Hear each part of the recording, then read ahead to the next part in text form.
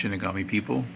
There is a subject that I wanted to do a quick video on today that I think is very important if you are going to try to do the kit bashing and building your own stuff like you see me do on here. That if you're going to try to do what I try to do, you really need to at least know about this if you're not going to do this. I highly recommend you do this, however. And that is to have a kit bash box, which a lot of people that do what I do that create custom stuff have this. But I don't see a lot of people who have the thought and the thought and organization put into it that I do, that I think makes things a lot easier to do what you want to do with this. And you see a big explosion of stuff here in the bottom. So this is what I would call the remainder of the stuff. Everything else is organized. We'll go over all that, but like, this is my personal, this stuff over here we're not going to go over because this is kind of kit specific, that is not pertinent to this video. Everything else in here is pertinent to this video, and this is essentially the entire time I've been building kits for the last couple of years.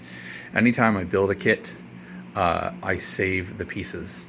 And more now recently, I have come to organize it a lot more precisely for this specific reason. For if I want to make something custom, I want to be able to kind of select from a collection of things and kind of shape out my vision.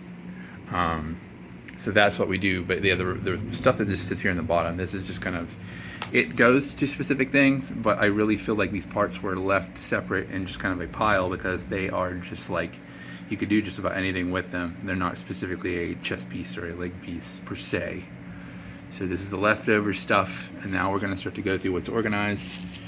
First thing I have here are stickers, and I don't save them to put on models as stickers because, as you may know, I despise using stickers on my kits. Actually, I find them useful as stencils for like airbrushing and stuff. So like, for example, on a specific kit, if you choose to not use stickers, which you don't like the lack of color separation in a part, you actually use the sticker itself as a stencil to spray the color or design that the sticker was intending to put on there. That's one way you can use it. And another thing, like I said, if you need random shapes, you can kind of shortcut it and use these, like I said, as a sticker. You want to kind of take them and maybe dab them against your skin a couple times to take some of the adhesiveness off of it, so it's not like gonna rip when you peel it off after you paint. But yeah, these are good for that, and that's why I keep them. Let's see, next in order, arm pieces. It's mainly like kit forearms, and as I do these kind of finish up with my kits, I'll try to do as good a job as I can to assemble the extra stuff, because this is all just extra stuff that's left over from kits. There is a little bit of like things that were just literally annihilated for parts, and a good friend of mine gave me a good bit of extra parts for this as well. But it's literally just a bag of forearms that are partially to mostly assembled. There are some just kind of pieces in here randomly, but it's literally just like forearms essentially. I mean, I guess forearm and bicep, but you get the point I'm making here. Some random wires. When you're building robots, very often wires make stuff look cool. My friend Darrow gave me these wires, so that's why these are here, just to do cables on stuff and make things look more robotic. Feet, self-explanatory. If you need feet, here's a bag of feet. You can look through the different feet designs and see which one fits your design you were creating best. You know, theme of the whole situation here. Shields, it's literally just shields. If you want a shield, here's your shields all separated out to pick the one that best fits your design. Big bag of random figures. I am not above butchering a random figure if I feel it's going to do something good for my project. We've got a grandpa in here, Pat LaBoy dude here, and a barber toast just randomly sitting in here. One day they may get murdered for something cool. Moving along, legs and torso. Some of these are maybe a little nonsensical in the organization, but like I did a leg and torso bag because specifically I did this goof and I had all of this stuff assembled, and I wanted to kind of keep it together because it did all kind of work in that. But several kits kind of fall on that line. But there are some just random legs floating around in here. But if you need a leg and a torso, here's your leg and torso bag. Next in line we have, let's see what this says. Sorry if this is hard to read. Silver Sharpie was just what I had, and I know it may not film that well. Heads. It's just a big bag of heads. It's good stuff in here. There's like a freaking woundwort head that I pulled out of my Hazen Fleet 2 Rock kit, which I'm excited to find an excuse to use it in something. Just, you know, helmets, just shit to make heads and cool head pieces with. And what's up next? Big bag of hands. Here's a big bag of hands. you know, for whatever. This is probably the biggest bag of stuff as far as content wise. There's so many freaking hands left over from my kids, and you're always going to have extra hands on Gunpla because they always come with extra hands for guns or swords or open hands that you're just not going to use. So it's a treasure trove that everyone will end up with if they do this stuff.